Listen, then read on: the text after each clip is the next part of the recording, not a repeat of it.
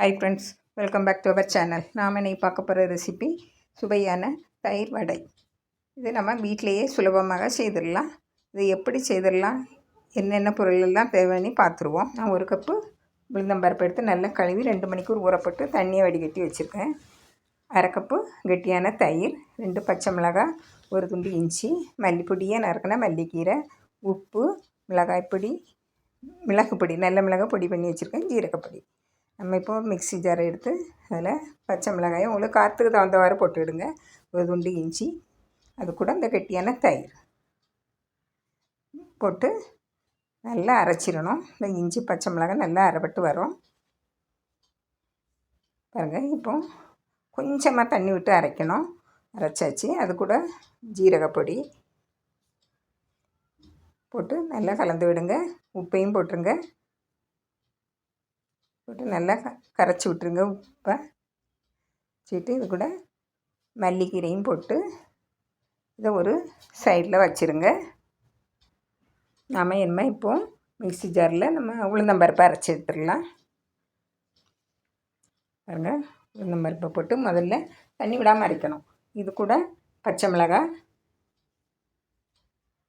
1 துண்டு இஞ்சி போட்டு நல்லா தண்ணி விடாமல் முதல்ல அரைச்சி எடுத்துடணும். பாருங்கள், இப்படி இருக்கும்.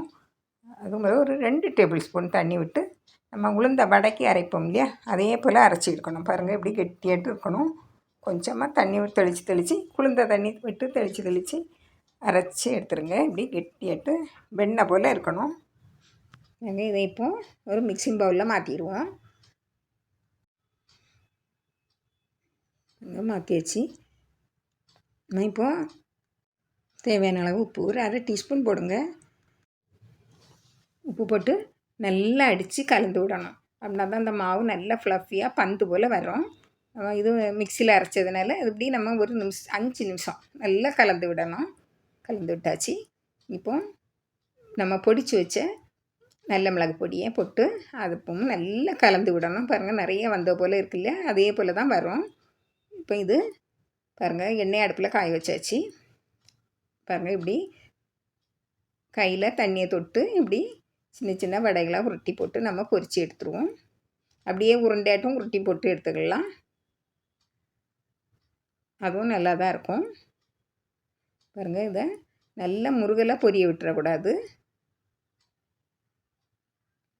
நல்லா நிதானமாக பொரித்து எடுக்கணும். மீடியம் ஃப்ளேமில் வச்சு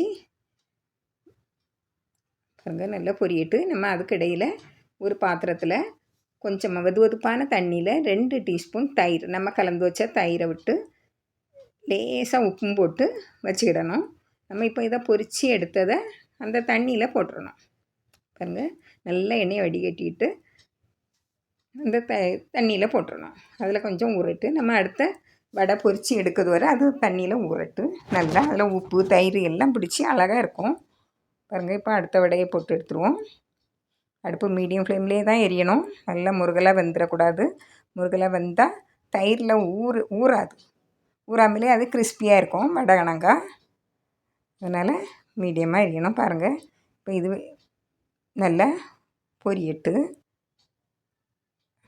நம்ம இப்போ முதல்ல போட்ட வடையை எடுத்து லேசாக தண்ணியை பிழிஞ்சி எடுத்துடலாம்.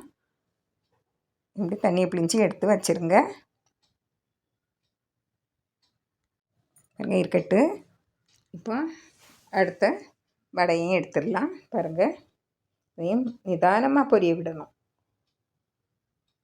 நல்ல முருகலாக வந்தால் நமக்கு தயிரில் ஊறாது, வடை கிறிஸ்பியாகிட்டே இருக்கும். பாருங்கள், இதையும் எடுத்து இந்த தண்ணியில் போட்டுருங்க. தண்ணியில் ஒரு 2 நிமிஷம் ஊறின உடனே எடுத்து பிழிஞ்சி எடுத்தோம்லையே அதே போல் எடுத்து ஒரு தட்டில் வச்சுருங்க. எல்லாம் எடுத்தாச்சு. இப்படியே நீங்கள் எல்லாம் சுட்டு எடுத்துடுங்க. இப்போ நம்ம தயிரில் கலந்து வச்ச தயிர் இருக்குல்ல, அதில் கொஞ்சம் பெருங்காயப்பொடி கொஞ்சம் தாளித்து விட்டுருங்க. எண்ணெயில் கடுகு, ஜீரகம், உளுந்தம்பருப்பு, காஞ்ச மிளகாய் போடலாம், கருவேப்பிலை போட்டு தாளித்து அந்த பெருங்காய பொடிக்க மேலேயே விட்டுருங்க. அப்படின்னா நல்லா வாசனையாக இருக்கும். நல்லா கலந்து விட்டுருங்க. இப்போ நம்ம ஊற வச்சு எடுத்த வடையை 2 பவுலில் நான் மாற்றி வச்சுருக்கேன். பாருங்கள், பவுலில் வச்சு அதுக்கு மேலே இந்த தயிரை விட்டுருங்க. அது முழுக அளவுக்கு விடுங்க. அப்படின்னா தான் நல்லா தயிர் அதில் ஊறி வரும்.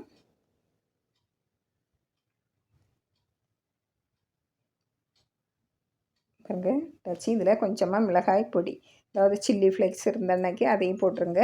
பொடியை நறுக்கின மிளகாய் இருந்தனாலும் அதையும் போடுங்க.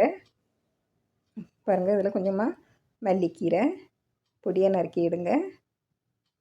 இதில் கொஞ்சமாக காராபூந்தி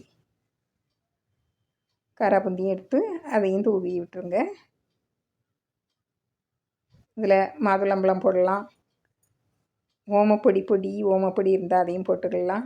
போட்டு நல்லா லேசாக தயிரை மேலே விடுங்க. நல்லா டேஸ்ட்டாக இருக்கும். ஒரு 2 நிமிஷம் ஊறட்டு. நல்லா ஊறி சாப்பிட்டா ரொம்ப டேஸ்ட்டாக இருக்கும். பாருங்கள் இதே போல் நீங்களும் செய்து பாருங்கள்.